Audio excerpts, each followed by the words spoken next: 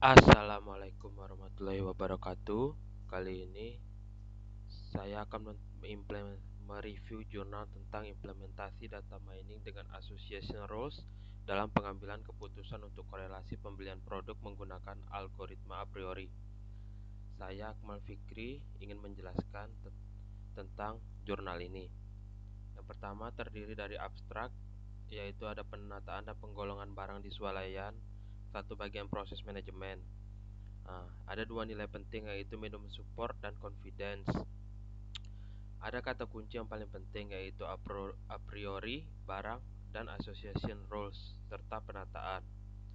Latar belakangnya adalah seperti ini. Di bidang informasi, yaitu aplikasi database.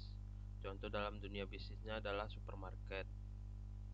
Nah, data mining sudah menjadi objek penelitian pada tahun 2008. Dengan demikian, beberapa penelitian dilakukan melalui database transaksi. Produk-produk yang sering terbeli secara bersamaan itu disebut association atau produk antar produk. Untuk mendapatkan informasi transaksi diperlu menggunakan a priori. Algoritma a priori adalah algoritma market basket analysis yang digunakan untuk menghasilkan association rules dengan pola if then atau jika maka. Market basket analysis merupakan salah satu teknik dari data mining. Ini adalah tujuan dari market basket analysis adalah untuk menentukan produk-produk apa saja yang cenderung atau sering dibeli oleh para konsumen. Gambaran mengenainya seperti ini.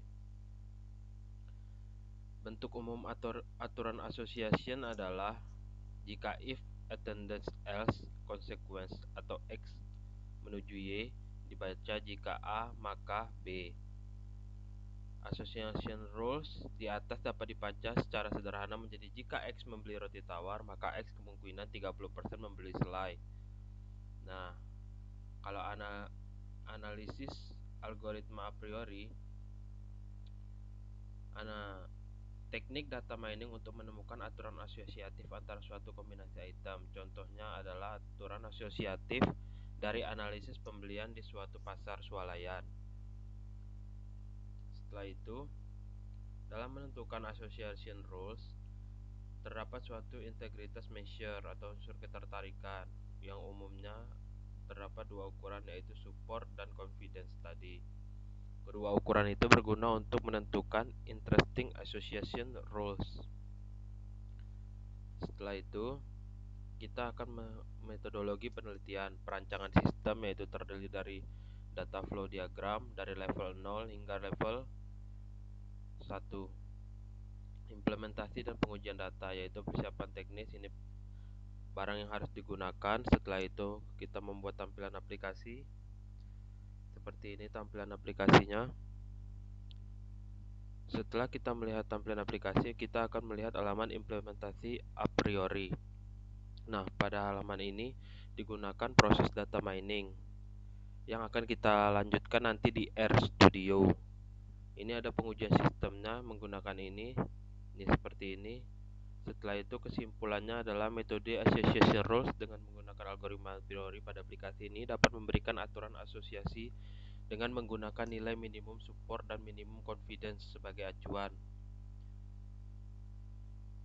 Setelah itu, bagi pengembang selanjutnya diharapkan untuk mendapatkan hasil output yang lebih interaktif. Penulis mengharapkan untuk membuat aplikasi data mining berikutnya yang lebih maju. Oke, itulah penjelasan tentang review jurnal yang saya buat. Setelah itu kita akan lanjut ke R. Assalamualaikum warahmatullahi wabarakatuh.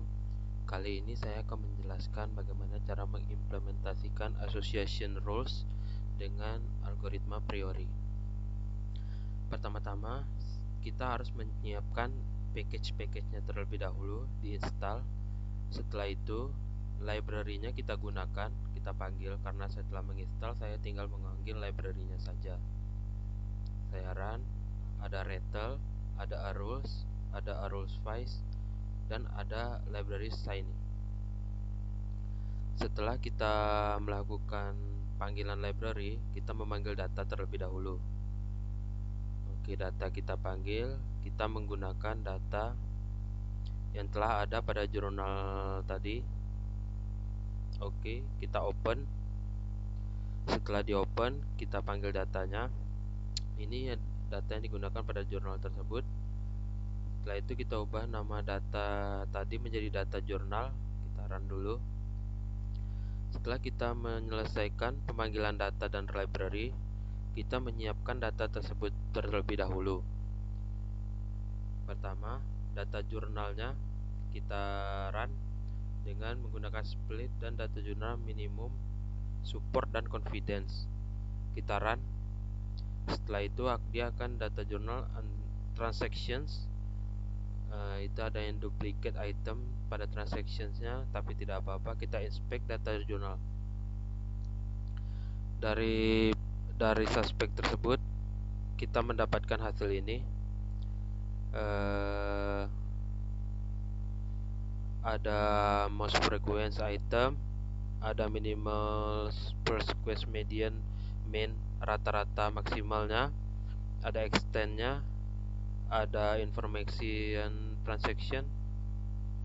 Setelah itu, setelah inspection, kita inspect. Terdapat transaksi 60, 70, 20, 25, dan 40%. Setelah di-inspect, kita akan membuat plotnya. Ya, kita run. Ini plot yang terdapat, yaitu 0,0, 0,2, dan 0,4, terdiri dari 20%, 25%, dan 40% itemsnya. Setelah itu kita buat item plot selanjutnya. Oke, ini jika plotnya top 3 paling banyak digunakan. Setelah kita menggunakan preparing datanya, kita melanjutkan ke association rules-nya. Kita run.